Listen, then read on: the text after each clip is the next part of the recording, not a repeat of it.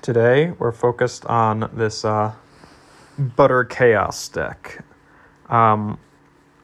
So it's a math butterfly deck with a little Darwin package. So the main components of this deck are going to be golden ratio, which if we have enough science cards, then all of our life on land cards get upgraded. These would be like our butterfly, our dragonfly, and our Darwin finch. Dragonfly is just a way for us to counter drain. It's a pretty decent card, and a lot of times you can tell which fights you're going to win. So if you're able, or not a lot of the time, but if you're able to tell the kinds of fight that you're going to win, then you can play Dragonfly and almost treat it like a much better Thunderstorm. We got Darwin, who drives this whole life on land and science, and it's going to end up giving us a plus 30 on all of our life on lands, because we have more than 9 science cards. And of those 9 science cards, we actually have 11 science cards because of the golden ratio, 9 of which are math. Why Mega Math? Because this card is insane. The first time you play it, it's a 3 cost that does 90, and it keeps that plus 52 forever, and it keeps on stacking. So the next time you play it, it's 142. Like this gets huge fast, huge value. We have some other just good math cards such as calculus. Chaos Theory is what really ties in with the butterfly theme, because our beautiful butterflies get an extra plus 10 permanently. So we have a lot of our guys just increasing permanently. Euclid increasing permanently. We've got a little Darwin Finch. After we've played our Darwin, we have a little Darwin Finch combo with the tortoise. So if I've already played Charles Darwin, the tortoise gets plus 80 for the turn, which is pretty sizable. And he also discounts Darwin into the future, so Darwin's not an expensive thing in my hand. The Galapagos tortoises, if I have 6 or more life on land, which the distribution right now I believe is 11 and 7. 1, 2, 3, 4, 5, 6, 7. Yeah, so 7 life on land.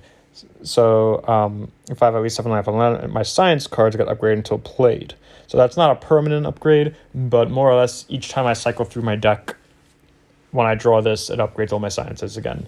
So a lot of the time they'll have at least a plus 13 upgrade, and a lot of the time my life on land will have like plus 30, plus 19, which is 49, and then this infinite stacking plus 10s. So it gets pretty big. A lot of these cards are low cost. So see, 1, 3, 3, 3. So that's already 4 cards or 3 or less. 5 cards with the turtles, 6 with Chaos Theories, 7 with the finches, 8, 9, 10. So 10, over half the deck is 3 or less, which makes Pythagoras pretty decent. Because it's going to give plus 33 onto each of these that are 3 or less. So that's just, when I play it out, it'll be an additional like plus 66 most of the time. So that you can read this as like a 4 cost 77 a lot of the time. Or if you only hit 1, it's still a 4 cost 43, which is more than your 10x multiple, which is what I use as my baseline for like what's good stats. If on the average case you can get 10x at stats, then it's usually worth it. But yeah, we have a little bit of energy generation with this, but it also generates for the enemy as well. And then this deck is really good. I like where it sits right now. There are a couple of things that I could do to improve it. I just don't have the cards to do so at this point. There are some better butterflies. I know that there's a butterfly that just gives another permanent upgrade to all of the butterflies, but I don't believe I own that. Actually, I might have gotten that from a trade. How have I gotten that from a trade? Let me look at my beautiful butterflies. Oh,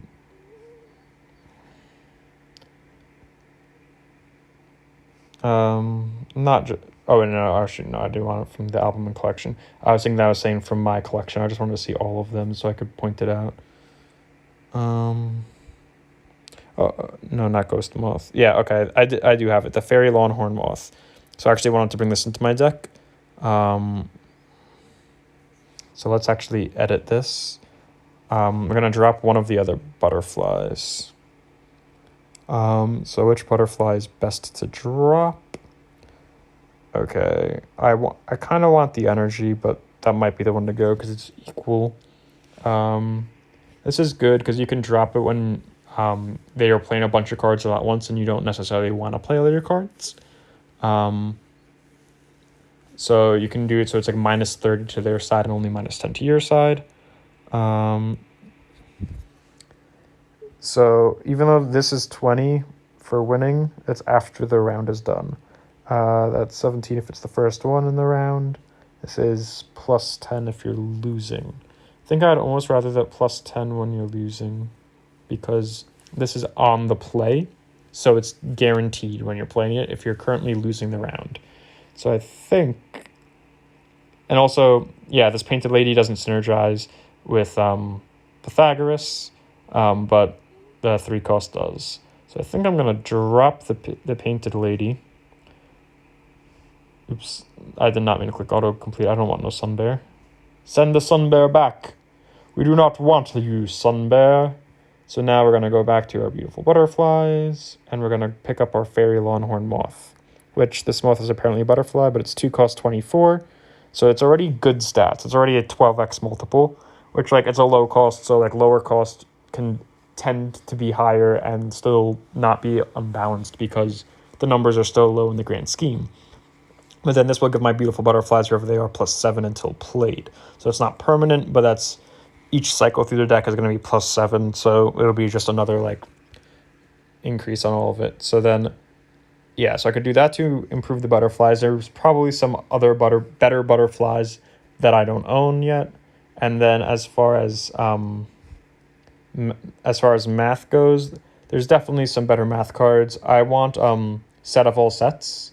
And that passively gives stats out of cards in your hand and passively stacks on itself. So I think it would be nice to be able to hold on to that and be able to gather all the stacks and then be able to just drop it as a huge thing on one turn while it's been buffing other things all along the way. So let me see. Yeah, I can stop editing. If I go to... I can show you set of all sets and what that looks like in the trading post. So if I say, hey, I want... Actually, let's look at how can this be improved. You want to see the Mega Math and just see what a monster tier could actually make this deck better than it currently is.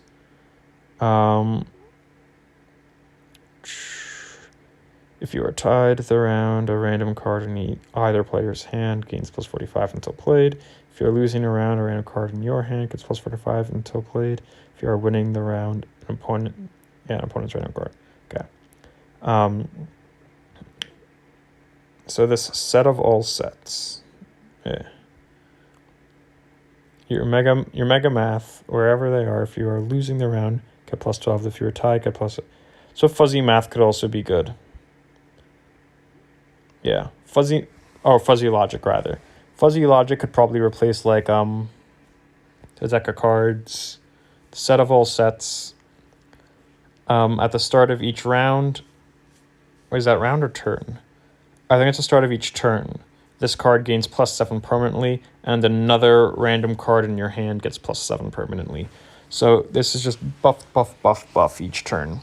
So just imagine holding on to this for, and that's each turn. If you hold on to this for a full round, that's plus 21. That's 49 for a 5 cost. That's about even if you hold on to it for 3 turns or 1 full round. But it would be 49 on this 5 cost, and it would have also distributed 21 stats. So it would be 70 stats if you held on to that long. 70 for 5 is pretty good. But yeah, so this and fuzzy logic could be good. Now, granted, these don't synergize with Pythagoras. Yeah, with Pythagoras. So there's trade-offs. You could argue different ways, but I think some of those math cards would improve the deck. But now we've been talking about it for quite a while, so why not just see the deck in action? So here we go.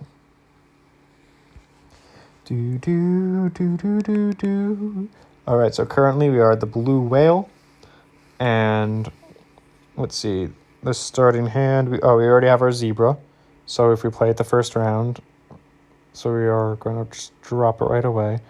And then do I just want these cards at scale? I think I'm just going to put, do these scaling cards. I want to see this the soonest, and then Euclid. Because that, yeah, the year 2038 problem is an insane card. I think it's a fairly new card, but it's been doing me well. Like,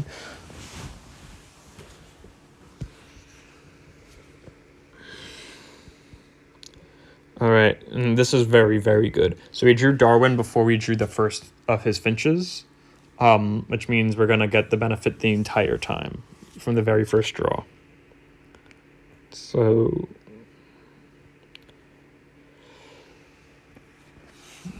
that means the first time we draw it, it'll discount Darwin and already be prepped to upgrade the tortoise. We don't have to wait around with the finch in hand for Darwin or trying to decide if we want to cycle it first. All right, and now we're getting this deck also has a little micro engine with calculus. I used to have Ghost Moth, which also gave another +8 each time I drew it. But yeah, now you're going to start to see what makes this so insane. So that just reduced the cost of Darwin. That upgrades my science cards. So now all my science cards are stronger. Yeah, so all my science cards are stronger until played.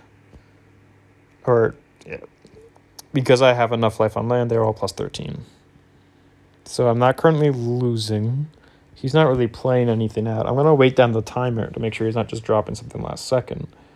I might just stick with the playing cards because I might just not get to a losing state, really, and I already have the butterfly if I'm in a losing state. Okay, I think I'm going to cycle the playing cards. Nice. Is that win by 1? Those playing cards did it for me, man. Just the clutch little, just the little, whatever it was, +14. I'm gonna hit him with that so close. So close. Okay. So let's see.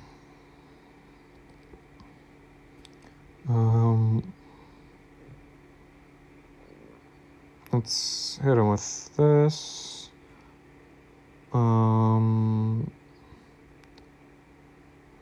Actually, let's just go like that. Just ensure we win this round, and then we get the +1.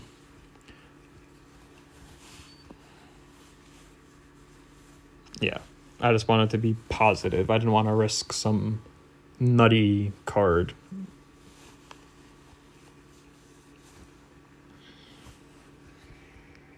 Okay, and now this is where things are going to start popping off. So our butterflies are going to start popping off really soon. So this is already 63 when it was whatever it was. Can we see the base stats? No, we can't. But it has +30 from Darwin and +7 from the Longhorn. This is going to give +19. This is going to have a perma +10. I would normally just want to play Pythagoras with this, but this is about to lose the Darwin buff, so I'm going to just play it and get the Darwin buff down.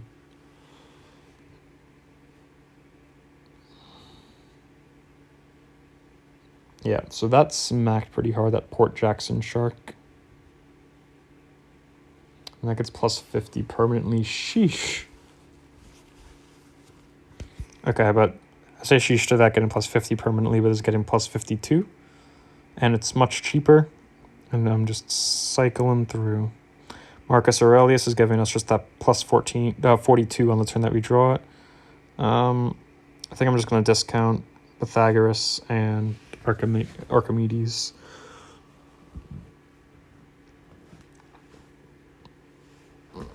And then, yeah, this is turn 3 of 3, so I'm just solidifying another winning round. I don't think he had much counterplay to that. And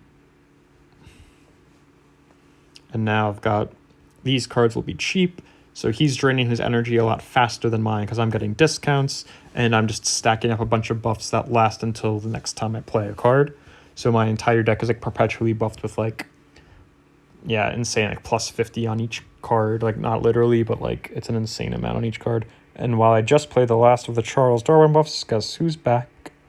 Back again. I was gonna play Archimedes, but I think I just want to keep on buffing the butterflies and keep that buff persisting forever.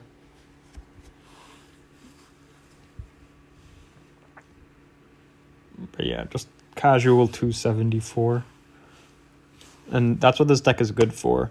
Granted, like you're not gonna hit like those like 400 numbers like you might in some decks, but this is like pretty consistent, like probably 180 to 270 damage, somewhere in that like 90 point range, almost every turn after your first cycle through your deck. So by round 3, you're set. So normally like round 1 or round 2 could be rough if they, especially in this current league state where they give you a whole bunch of energy in the beginning. People just tend to burn through their energy, at least at this current level that I'm playing at. People just burn through their energy. But yeah.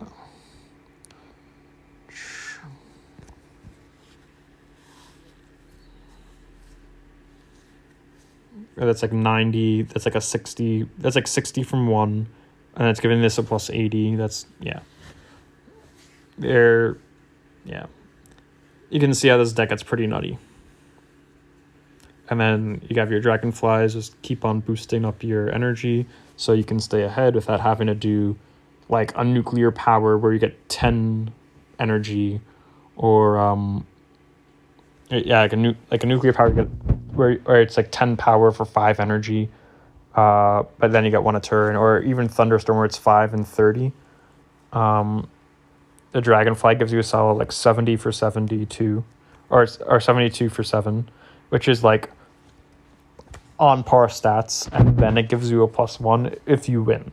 So you have to set it up to be a big hitting play, and ideally when they're not also doing the big hitting play, that way it's not really contested. It's more like you just take it, but you can't always set that up. But when you're able to, it's pretty beautiful. Okay, now this is what I was talking about before. Before we drew Darwin really early, here we drew the finches first. So I'm going to want to cycle through the finches.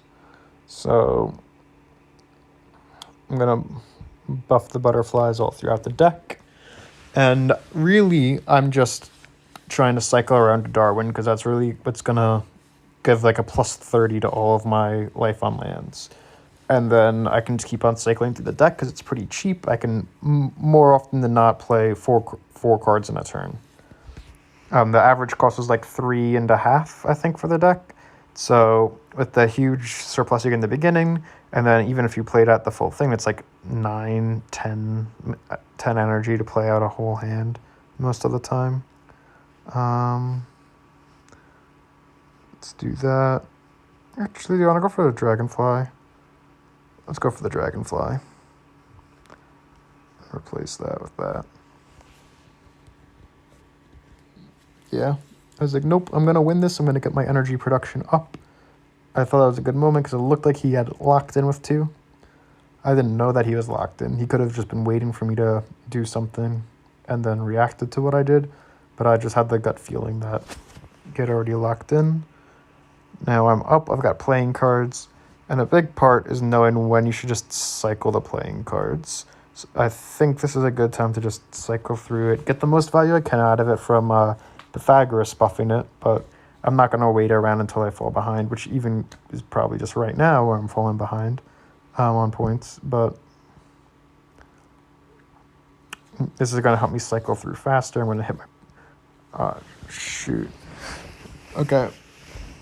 That was a little bit rough. If I did like Zipf's Law or something, that I might have been in a better place, but now I got to play Darwin, and I got to do my Zebra. So if I'm losing, I don't have any math cards I want to discount, but I just want to do it for 65 and keep the deck moving. Or I could do it, yeah, I'm going to say no loss. We don't lose these. Okay, I should be hitting the tortoise anytime now, and then I'll be buffing my science cards, yeah. All right. We are in a good spot.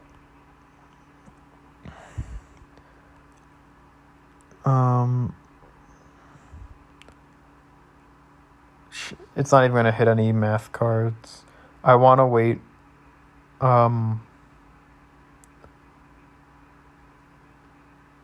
I want to wait on the tortoise until I have the finch, which the finch should be coming back pretty soon. I didn't put the finch at the top when I was discarding. I believe the discards go to the bottom of your deck in the order that you played them, left to right.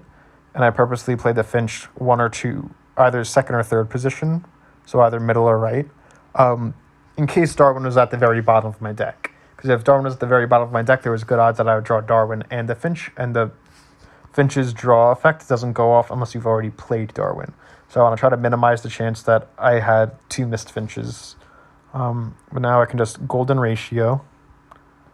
And I think I'll just go for the 3 energy play.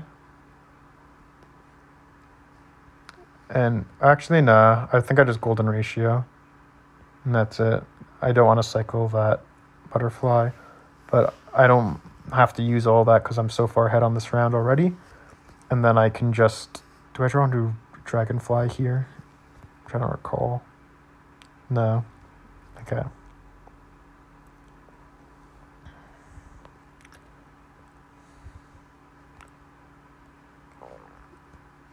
But you can see how this kind of... If you're on the opposite end of this, can be kind of abysmal. Like, freaking... He's using his Godzilla, Kaiju... King Kaiju magic, and like, oh, he's up by 84 with his killer Kaiju. I was like, nope. That's all you got? How much of your energy did you burn? Okay, I only have 8 energy up on him, and he has the same production, though. So I think I Euclid... I think I go like this, unless he plays 3 cards. Then if he plays a 3rd card, I'll swipe out my butterfly, middle butterfly with my other butterfly.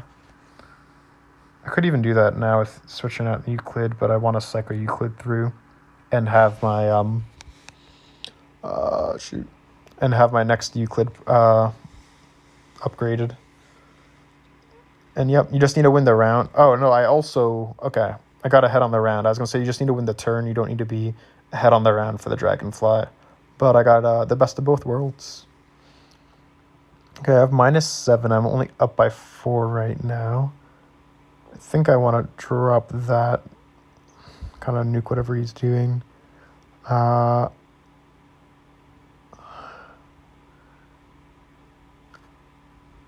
think I'd just go for the Chaos, and Archimedes will give me the next immediate most, right? Because that's 13 plus 33. 13 plus 33 is 1 more.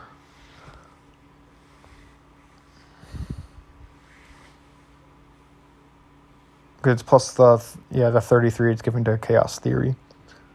Okay, so I'm still behind, but whatever. Did the best I could on the turn. If you saw anything better, please let me know in the chat or in the comments if you're watching this on YouTube. Okay. Does this still have Darwin on? No. So I go Darwin. Go turn 1, and I cycle through Archimedes as well. I could have, I don't want to do playing card because there's a chance he could have played big stuff, but I think he already used his big stuff, so I don't think he's having that until next round, which means I'm going to have to deal with it next round, which means he might be able to run away with this at the end. We'll see what we can do to stop it, but...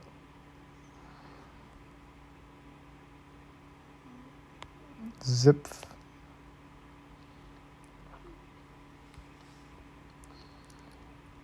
I wanted to see if I could hold on to the year 2038 problem and have that for the last round, but I might not be able to hold on to it.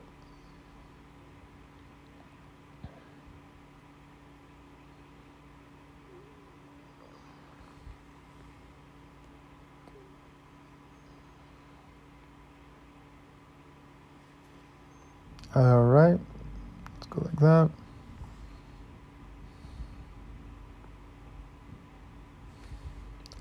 That was a good game.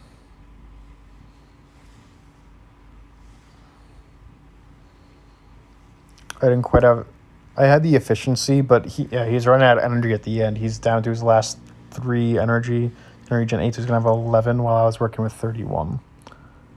So my deck is a lot more energy efficient. If we survived that round and got into the next round, I think we win pretty easy. Just because he's going to be down to playing like 2 cards a turn. And I'm still being able to just drop entire hands. And then my hands buff across each other. So like I'm getting like for each card is given like another like +10, a +7 to everything on the board. So it's like another like net for my side, like a +21, a +30, +90 in some cases, or +60, I guess, for Darwin upgrading the life. Let's go Chaos Theory. Euclid. I don't want to play... I think I just play Zip because it's big.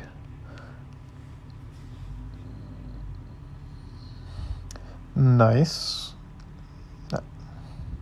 We don't necessarily want to be winning. Like, we draw the deck of cards, but, you know, can't complain about being slightly ahead. Okay, we got the Darwin Finch, but we haven't hit Darwin yet. Rough. Now, my options... I think I want to go... If I hit Darwin, I don't want to just hold on to them and hope I hit Darwin. But I think this could be a Dragonfly turn.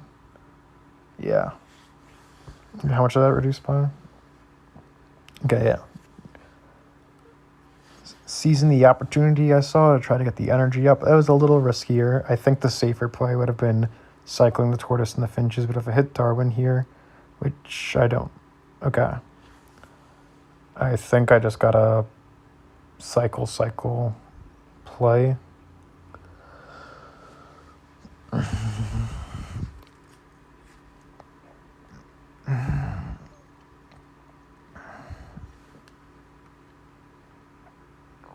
Interesting Pythagorean theorem. The Pythagorean theorem, I don't actually love it because it only works on commons. Oh, shoot, wait, did he? That was enough for him. Okay. I'm a little surprised by that. Good for him. There's Darwin.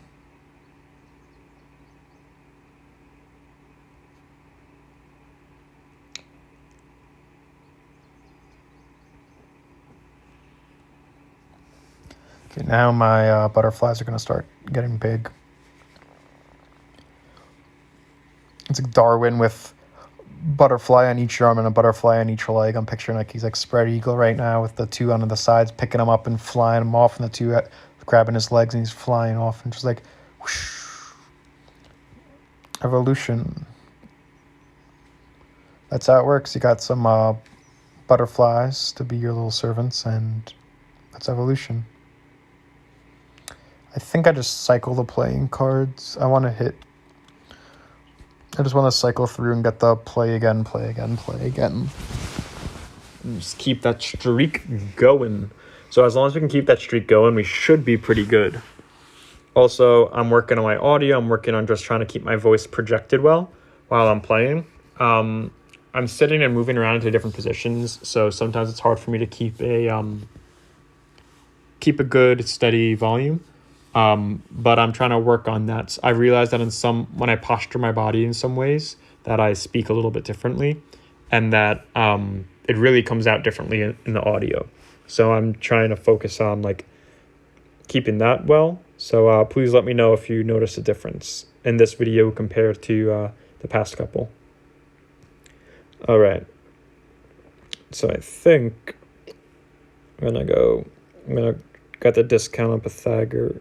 Or I could just go for Pythagoras now. So I'm going to discount and go for Zips. But it's off of the base anyway. So it's not like it's going to buff itself if it gets reduced.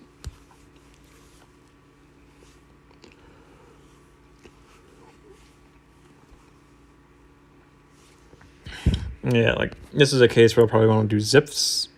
I'm not losing. I could do Zips and just the 5-cost Butterfly. And that's going to reduce the cost of Archimedes and Euclid. We already have our plus 42 from Archimedes. So this would have been a great Dragonfly turn. I'm probably going to draw into the Dragonfly.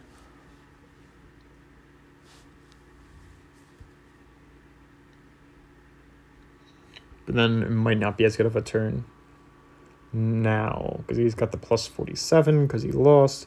This is going to be a pushing turn for him, I think. Now my options, I could either just say, let him push. I can either try to combat with 224, or I could just play this. I think I just cycle this. Yeah. 224 would have been 224 minus 15. Oh no. Okay. Happy that I decided not to go with Dragonfly that turn. And now that he shot a shot, he dropped his load. He's going to start getting low on energy. Now the question is, do I want to go for Finch Galapagos Dragonfly? Or I could go for, that's a lot safer. You know, I want to make sure I get my Dragonfly resources. I don't want to risk it, even though there's probably a pretty good chance that we're fine doing the Turtle and Finches. I don't want to risk that, so let's just be secure. Yeah, we've been fine either way.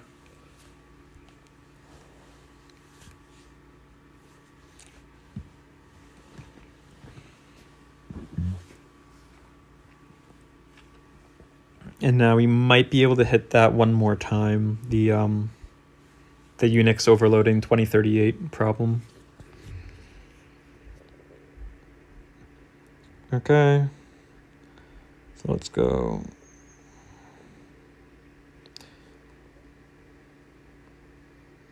So at this point, anything we play, I don't think we really get to see again, with the exception of maybe Darwin off this. Actually, in that case, I want to readjust it so that's in the front.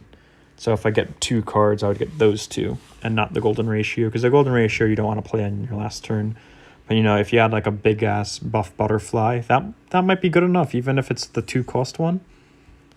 And then you lock the Finches, of course.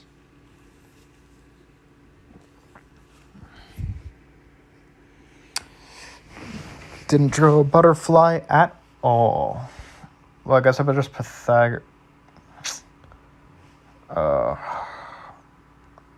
make the do with what we can. But this is going to be a losing turn, not necessarily losing. Oh, okay, that's not too scary. Yeah, we're still ahead on the round. We got the little calculus boost. How long is this downed for? I might just ignore it and try to just Butterfly zip and throw in the chaos theory. Or maybe not even chaos theory. I might just say 258. Oh, this is higher than the zip. Alright, that's a no-brainer then. Yeah, okay, he just gave it to me.